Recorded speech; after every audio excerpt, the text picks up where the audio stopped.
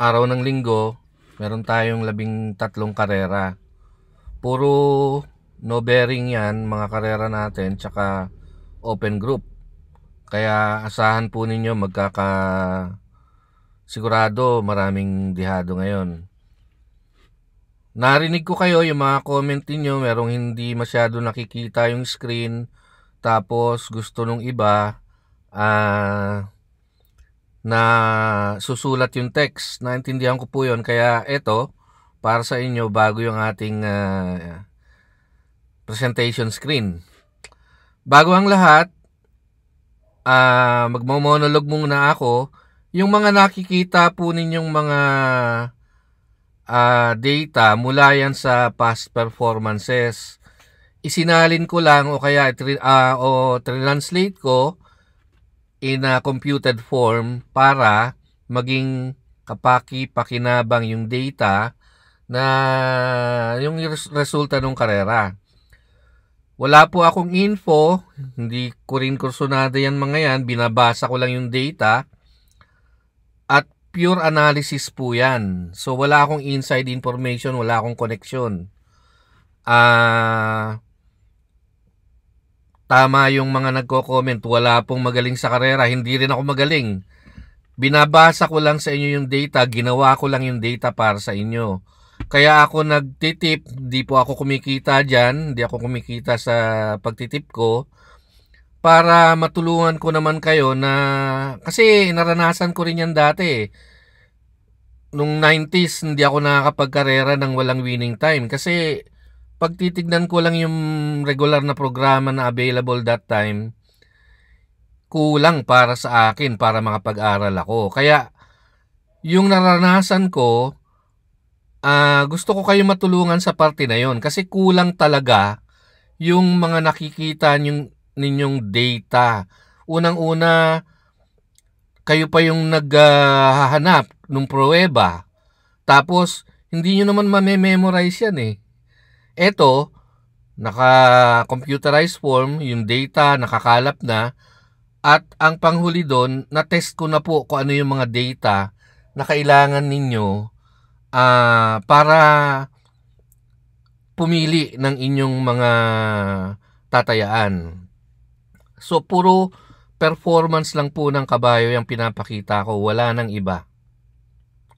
At makikita naman ninyo kung gaano siya ka-effective kasi unang-una, yung huling karera, nailihis ko kayo dun sa mga false favorite.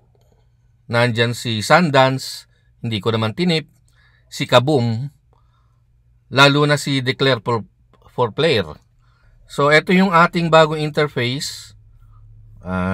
May cursor na ako para makita nyo. Ipapaliwanag ko muna yung makikita ninyo sa screen. Pasensya na, mahaba, pero sa kapakanan din ninyo ito. Ito yung mga post position, yung pangalan ng kabayo, running style. Ito, parati nyo yung nakikita sa tip ko kasi pace analysis yung ginagawa ko ng mga nakaraan. Ngayon, makikita ninyo pure data. Pero, meron din siyang running style para more or less malaman ninyo kung sino mauna. Yung F, front runner, siya yung nauna. Stalker, siya yung sumusunod. C, closer, yung mga bandang nasa likuran, yung mga reremate. Pagka may numero na G's, pinakamataas, ibig sabihin, pinakamabilis yun. So, kahit sa stalker, pwede magkaroon niya ng mataas na numero para pag inarrange natin siya, ayan o, S5, mas mauna yung 4 dun sa, dahil pareho silang stalker eh. Ngayon sa jockey, kapag ka nagberde o nag-highlight, ibig sabihin, yung jockey na yun ang madalas magpanalo sa kabayo na yun. Okay? So, kaya siya nagberde. Madalas. Ibig sabihin, more or less, gamay nung hinete yung kabayo na yun. Ito namang JTC, Jockey Trainer Combo. Gaano kadalas nananalo yung hinete under the trainer? So, hindi lang sa kabayo na ito, kundi sa lahat ng tinetrain nung trainer, yung winning percentage ng jockey. So, dyan yung makikita kung palaban o out to run lang yung kabayo. Siyempre, kung halimbawa mababa yan, 2%, 0, malamang out to run lang yun. Out to run, ibig sabihin, sinasanay o kinokondisyon pa yung kabayo. Legal po yun kasi talagang ganyan ang karera. Yung class, ito yung pinag-ipon-ipon na class rating. Kasi syempre meron tayong ratings base, may condition races. Nilagyan ko yun ng kanya-kanyang numero para matrack ko yung 6 pagka tinotal ko kung ano yung mga nilabanan niya. So, ibig sabihin, mas malaki yung numero, mas mabibigat na grupo ang kinalaban niya. Time average, seconds po yan. Sanay ako sa seconds, pasensya na kayo. Time average nung huling 6 na takbo niya. Average po yun. Kaya makikita nyo yung consistency niya, katulad dito, consistency Gintong Hari na may 86 seconds sa 1,400 meters. Win percentage sa track o sa MetroTurf, isa lang naman ang track natin ngayon yung winning percentage niya sa track ng MetroTurf. Best time, yung pinakamagandang tiyempo niya sa 6 na huling takbo. So makikita nyo dito yung highlight nag-orange na kasi magkakagrupo sila. Ibig sabihin related yung mga data na yan. Kasi yung days, number of days simula since na magawa niya yung best time. Importante yon kasi para maulit niya yung best time dapat within 35 days lang. Pero dito hinabaan ko, ginawa kong 45 days kasi ngayon open group. So talagang gagawin nila yung best nila ngayon. Class rating, kung anong class rating nung nagawa nila yung best time. Aire, bawat kabayo merong maximum velocity habang tumatakbo yan kasi hindi naman permis yung velocity niya Merong sa yugto ng karera hihingan niya yan. Yung pinakamataas na velocity na mahihingi niya, mas mataas ang velocity o aire na nahihingi mo sa kabayo, mas magaling yun. Naka-highlight din yung above average. So, kumbaga, ina-average yan. Pag may highlight po, ibig sabihin, above average yun dun sa mga entries. Time maximum, actually yan yung best time na makukuha niya kapag tumatakbo siya gamit yung aire na yon. So katulad nito, bagamat yung aire nung Dugong Bughaw 17.3 mas mataas 17.2, ang nagagawa lang niya doon is 87.1 seconds. Kaya mas lalabas na mas magaling itong Oradas Gray.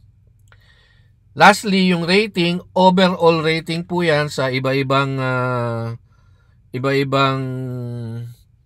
category. Kumbaga, gumawa ako ng sarili kong rating para meron akong summary para mag-gauge ko kung more or less kung sinong magaling sa kanila. Lalo ngayon, halo-halo ang grupo. Na-arrange po yan kapag ka-clinic ko na ganyan. Okay? So, magsisimula na tayo sa race 1. Ngayon, ang titignan natin kung sinong pinakamataas na grupo tsaka yung recent. Para pumili tayo ngayon kung sino yung mga pick natin.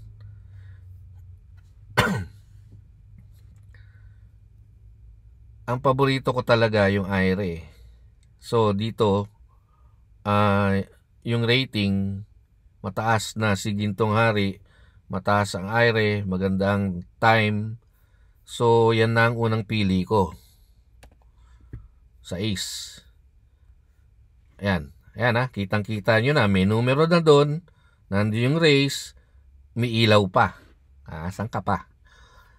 Okay. So, pang-check ito, mauuna si Gintong Hari. Sabi ko naman sa inyo noon, kapag ka nauuna, lamang na yon. By the way, i-check ko po ito kasi hindi naman zero. Alam ko nanalo na yan eh.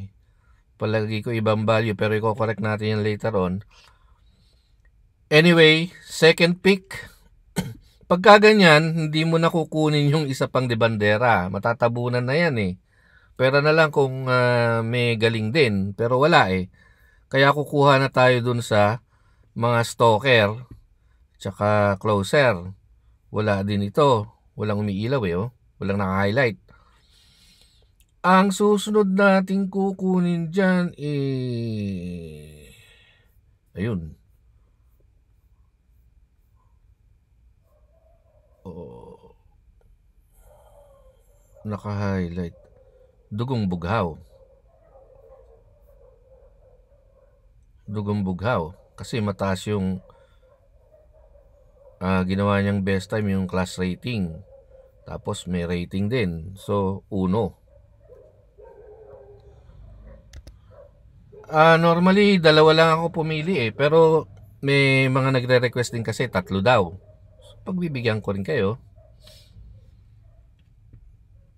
Oradas Gray yung isang nakikita ko dyan eh. Okay? So, yan. Hindi ko nababanggit eh. Nahaba lang. Nakikita naman ninyo. First pick sa is 1, 2. Maliwanag ha? Hindi ko na ulitin kasi hahaba yung video natin eh. Race number 2. Rating again. Tapos tingin sa number of days. Nag-highlight. Okay. Katulad niyan. Attractive force. Mataas ang rating. Mataas ang IREP. Pero mauna ba? Hindi naman kasi siya yung mauna eh. Sir William eh. Kaya dito tayo titingin ngayon. Unang pick natin, La Liga. Kasi kapag hindi mauna, most likely, matatapalan yun eh. Mababanderahan kasi eh. So, 17.7, 17.8. Naku, maglulutsahan to. Kaya, kukunin mo yung dalawa na yan. 5-5A. Mas may laban yung 5A. Isa pa. Pagka ganyan, ang gusto ko nang kunin, diremate. Kaya, doon na ako sa weather lang. So, maganda nito, mapapanood nyo yung video, marireview nyo. Meron na kayong reviewer. Para yun nga, ang gusto kong mangyari kasi, matuto kayo mag-review ng sarili ninyo kasi para gagawa tayo ng data na ganito sa website para kayo na lang magre-review. Hindi na kayo aasa sa mga tip-tip kasi ganun din naman yun eh. Mini-memorize lang nila, nire-research. Hindi ako na yun lang reality eh, di ba? So race number 3, Believe in Me. Number of days, medyo matagal na nga lang. So, tignan natin kung saan si Silab. Nandun siya. 86. Okay, so 7. Real time po ito hindi ako nag-aral in advance. Ngayon lang ako pumipili. Tsaka makikita niyo pala dito, meron tayong mga summary. Average rating nung 6 na huling takbo, first 3 horses. So, nandun yung 7. Best time, pag in-arrange mo by best time,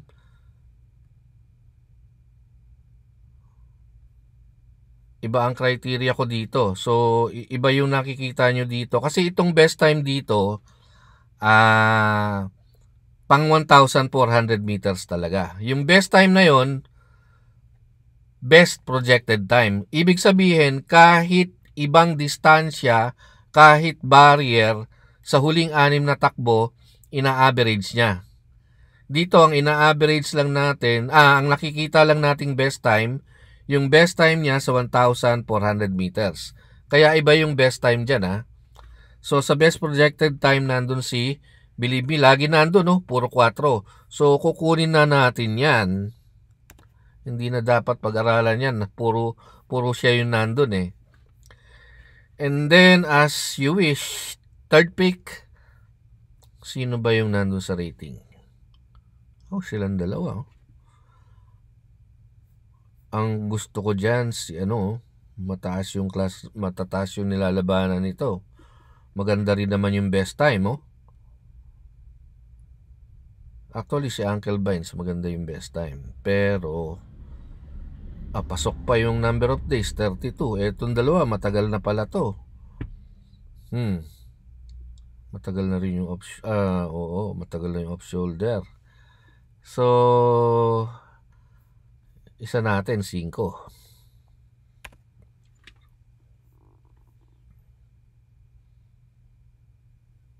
$92 nga lang yun. Yun lang. Kahit matagal na yan, ang baba eh. Sorry. Off-shoulder ako dyan.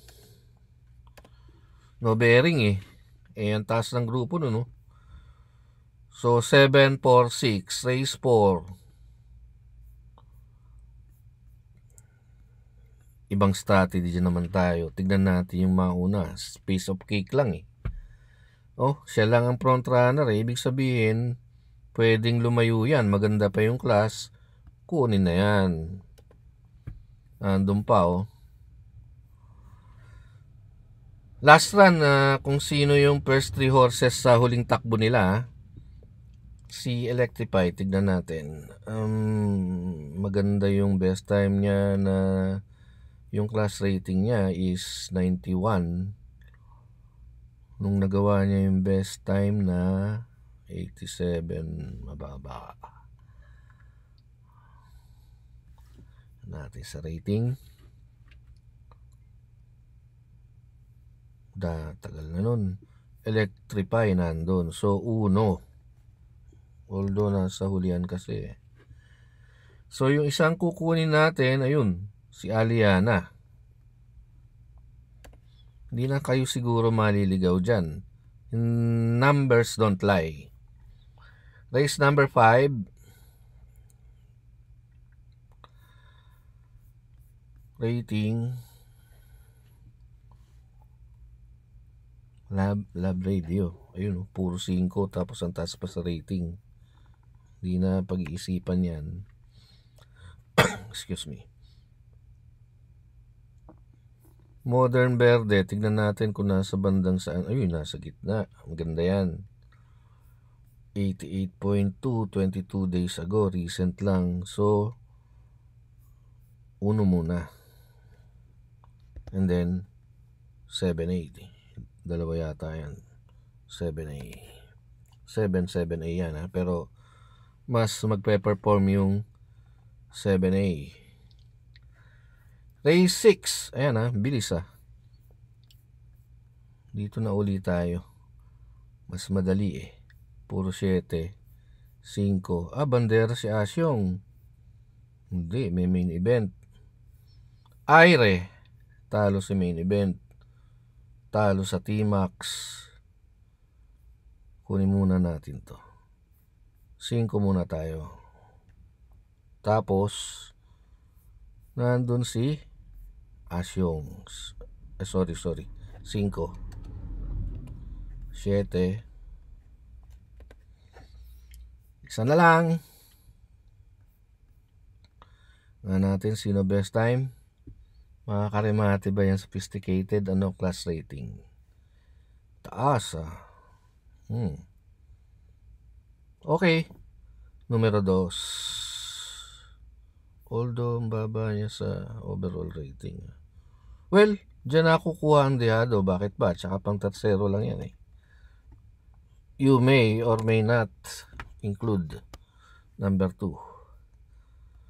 Pero kung may nakikita po kayo base sa data na hindi ko kasi makikita lahat yan eh. Pangalawa, nagmamadali ako. Ayan, nasa mga mata ninyo yung mga data natin. Pwede nyo naman i-pause yan eh. Race number 7. Sa gumagamit pala ng paceline, yung rating na nandito, equivalent yan doon sa score. Okay? So, numero 1, nandun lahat. Tignan natin, sino ba yan? Grand Monarch. Number of days. Uy, okay ah. So, kunin natin yan. 1. Aire. Siya rin ah. Lamang na pala to. Daanin natin sa class. Uy, siya rin. Yung isa, si Gingini. 4. And then, Bisyo. 1, I love you ha. 1, 4, 3. Ayan ha, nag-highlight ha. Siguro naman, kitang-kita nyo na yan, malalaki pa. Iros Kabinta, hindi makita eh. Sorry po. Running style.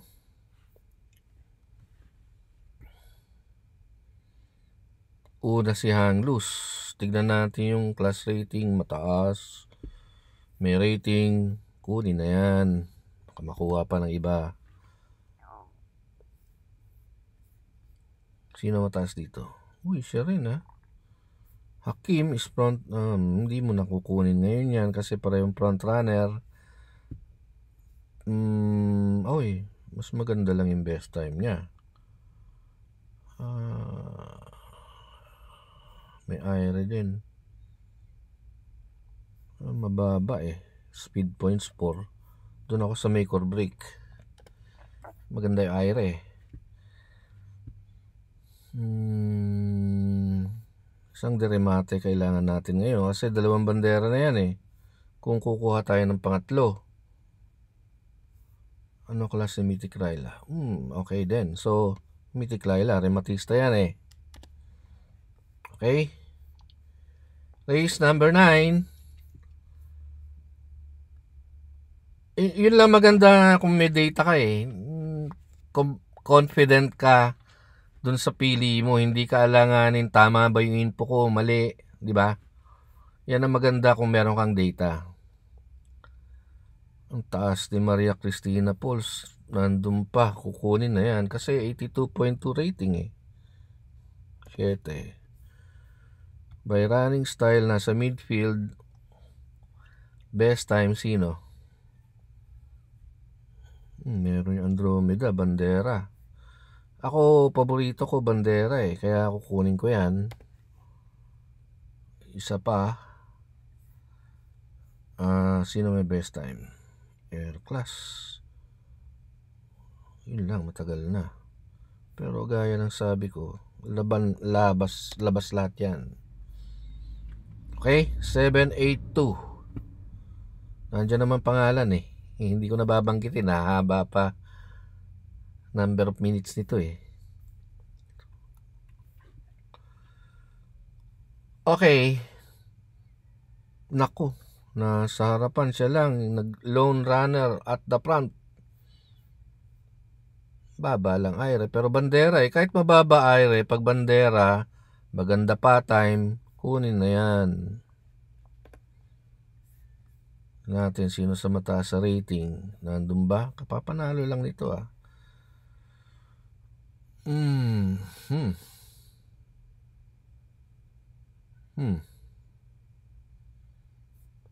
Best time. Kukunin. Kaya lang 2 days ago. Hindi pa kaya sunog yan? Well, number don't lie. Best time, siya rin eh. Class rating, yung pinanalo kung anong class siya, Lucky No, yung isa. Pasok eh, T-Max. 2. Race 11. Dalawa sila sa harapan, Steady Cat, Magnolia Yana. Sino mas magaling sa dalawa? Mas magaling yung Magnolia Yana. Pasok ba? Pasok. Primera na yan, 7. Magnolia Yana. Hindi man ako kunin steady cut. Kahit mauna yan, nabutan yan eh. Pero layo na aire oh. Class ba? Mas mataas si Magnolia yan talaga eh. Kahit sa class rating. Tapos eh, okay na sunshine ako. Oh, best time. Siya nga. Walang duda. T-Max. Del Monte, matagal na. Makadihado to eh. Kasi minsan yung dihado, hindi pansinin eh. Makakasabay, hindi eh. Baba ng aire. Sultano. Pwede. 5. Midfield eh. Race 12. Balik tayo. Baka hindi nyo nakita. Sorry naman. Ayan. 7, 2, 5. Race number 12.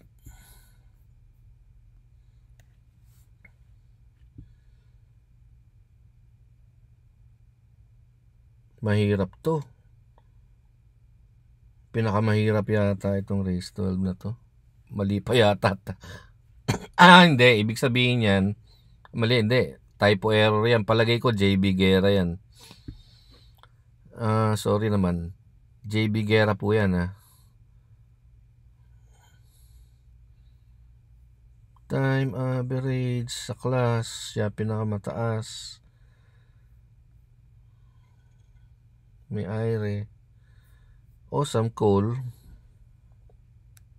Sabi ko nga sa inyo, lone runner kasi. Sarati pa. Tingnan natin sa rating. Let it shine. Pasok pa. Taas din aire. 2. Isa na lang. Para meron kayong wider choice. Kasi nga, dihaduan to eh. Natin sa best time. Wild Act. Pwede ba yan? Pwede. 3. So, 4, 2, 3. Last race na. Pag umabot kayo ng last race, dalawa lang yun. Nananalo kayo o marami kayong pera kasi sweldo lang eh. Dun, yun oh. Mauna yan eh. Eto wala. So sa is, lagi kong paborito talaga pace analysis. Etong ginagawa natin, statistics to eh. Chef cut, pasok. Madali na kasi naka-highlight na eh. Kung hindi ko in-highlight yan, maduduling tayo. Siguro isang araw tayo. Ay, yun nga pala sinasabi ko. Pag printed lang, hindi nyo na-arrange ng ganyan eh. Kaya magkakaroon tayo sa website, na-arrange nyo mismo, tapos nare-record nyo ng ganyan yung pili nyo. Kaya walang kahirap-hirap, di nyo na kailangan ng ballpen at papel. Kukuha tayo ng maganda aire ngayon. Yun, 7. Pag napansin nyo, mamaya kung slow track o fast track, i-review nyo uli. Titingin kayo mamaya ng matataas ang aire na naka-highlight yung time. Time again, T-Max again is time. So yan po, sana nakapulot kayo ng, lalo na kung paborito nyo yung kabayo na highlight natin, tayaan nyo na. So good luck mamaya. Sana tumama naman kayo mula sa tip ko. Salamat po.